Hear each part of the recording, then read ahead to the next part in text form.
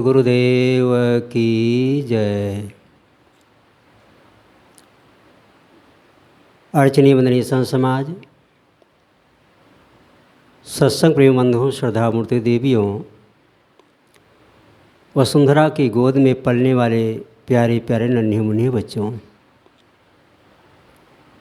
आप सबके समक्ष कुछ विचार प्रस्तुत है। संचालक महोदय ने पहले ही निर्देश कर दिया है कि समय बहुत कम है। समय तो कम नहीं है, बहुत है समय। हम समय का कितना सदुपयोग करते हैं।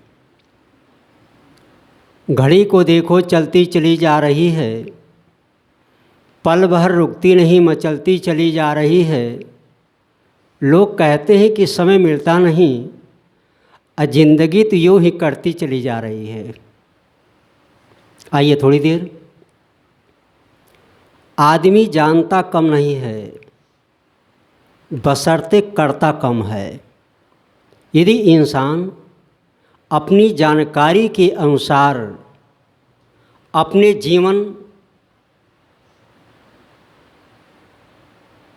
जीवन को बनाने लगे, अपने आप को ढालना शुरू कर दे, उसके जीवन से दुख विदा हो जाए। सब जानते हैं, जानने में किसी कमी नहीं है, बशर्ते करने में कमी है। इसी पे कवि ने कहा, इरादे हैं तो मंजिल के, इरादे हैं तो मंजिल के, मगर चलना नहीं आता। हमें कहना तो आता है मगर करना नहीं आता। कहना तो आता है लेकिन करना नहीं आता, कमी हमारी है। ये कहानी के माध्यम समझें। सावन का जब महीना आता है, उस समय माताएं कजरी भी गाती हैं, हर्षोल्लास होता है, पर्व तो है ही है। रक्षाबंधन भी सावन की पूर्णिमा के समय आता है। एक सज्जन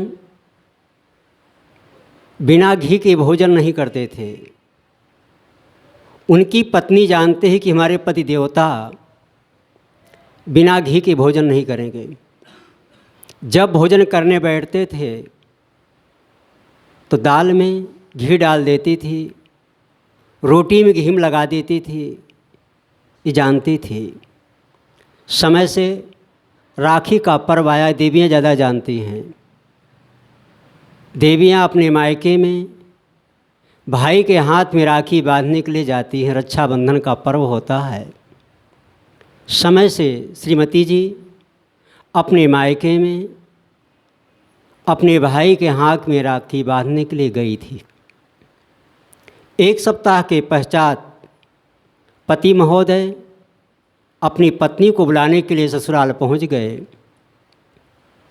समय संयोग जिस दिन पति देवता पहुंचते हैं, पत्नी भोजन बनाई है और ये जानती है पति देवता बिना हमारे घी के भोजन नहीं करेंगे।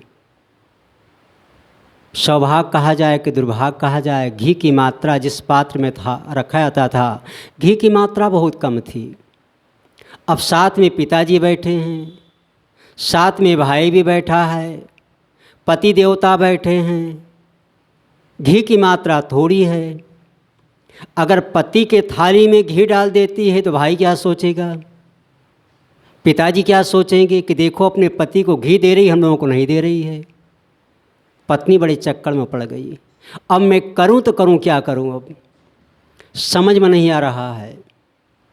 वो क्या काम करती है, समझदारी का प्रयोग किया, घी के पात्र को गर्म किया और जिस थाली को पति देवता के सामने भोजन पारस करती है देने के लिए, थाली में घी को पिघला करके चावल में थोड़ा जगह बना करके चावल के अंदर में घी डाल दिया और ऊपर से चावल को ढक दिया और वही थाली अपने पति के सामने पारस कर दिया। जब पति के सामने थाली पहुंची, देखता है ना तो रोटी में घी है और ना तो दाल में घी है। अब खाए तो खाए कैसे। परशुराम का बड़े भाई बन गए वो। क्रोध आना स्वाभाविक, जब तुम जानती हो तो मानती क्यों नहीं हो। जब जानती हो मैं बिना घी के भोजन नहीं करता हूँ, क्यों नहीं मानती हो? उसकी भौहें तन गई और फड़फड़ाने लगे और निगाहें इतनी तन गई कि क्या करे, अगर घर में होता तो फिर खबर लेता, लेकिन यहाँ ससुराल में है, ससुर जी बैठे हैं, उसका साला बैठा है, अपने मन को मसोड़ कर रह गया। बर्दाश्त ना हुआ, अंत में क्या कहता है, जब जाने तो काहे न माने। कवियों ने कहा है कि इशारे में बात कर लो। पति कहता है जब जाने तो काहे न माने, अर्थात जब तुम जानती हो कि बिना घी के मैं भोजन नहीं करता हूँ तो तुम मानती क्यों नहीं हो? पत्नी समझदार थी, कहा है पर्दे में रहने दो, पर्दा मत उठाओ नहीं तो भेद खुल जाएगा। पति ने कहा जब जानती हो तो मानती क्यों नहीं हो? पति ने कहा, पत्नी ने कहा जब साने तब जाने। क्या कहा? जब साने तब जाने। समझ गया? साना घी मिल गया। हम लोग जानते तो हैं सब कुछ है, सुख है, शांति है, परमात्मा है, सब कुछ हमारे अंदर विराजमान है, लेकिन खोजते कहाँ हैं? हम सानते नहीं हैं। गुरु कबीर ने कहा जो खोजो सो उहमा नाही, सो तो आहि अमर पद माही। कहाँ तुम खोज रहे हो?